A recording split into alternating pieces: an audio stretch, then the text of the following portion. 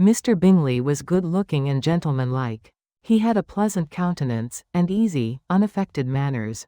His sisters were fine women, with an air of decided fashion.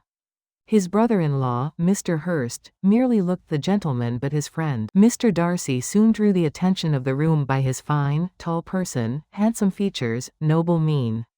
And the report, which was in general circulation within 5 minutes after his entrance, of his having 10,000 a year. The gentleman pronounced him to be a fine figure of a man. The ladies declared he was much handsomer than Mr. Bingley, and he was looked at with great admiration for about half the evening, till his manners gave a disgust which turned the tide of his popularity, for he was discovered to be proud, to be above his company, and above being pleased. And not all his large estate in Derbyshire could save him from having a most forbidding, disagreeable countenance, and being unworthy to be compared with his friend. Mr. Bingley had soon made himself acquainted with all the principal people in the room. He was lively and unreserved, danced every dance, was angry that the ball closed so early, and talked of giving one himself at Netherfield. Such amiable qualities must speak for themselves. What a contrast between him and his friend! Mr. Darcy danced only once with Mrs. Hurst and once with Miss Bingley, declined being introduced to any other lady, and spent the rest of the evening in walking about the room, speaking occasionally to one of his own party. His character was decided. He was the proudest, most disagreeable man in the world, and everybody hoped that he would never come there again.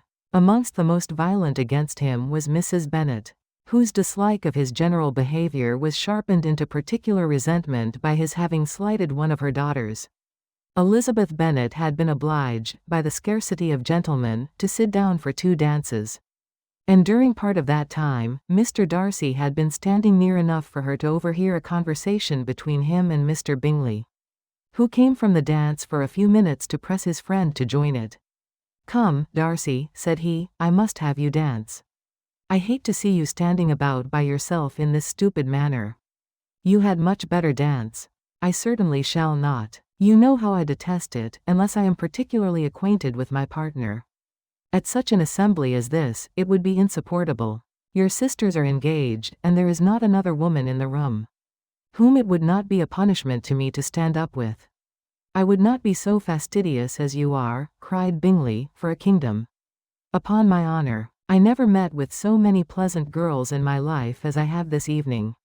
And there are several of them, you see, uncommonly pretty." "You are dancing with the only handsome girl in the room," said Mr. Darcy, looking at the eldest Miss Bennet.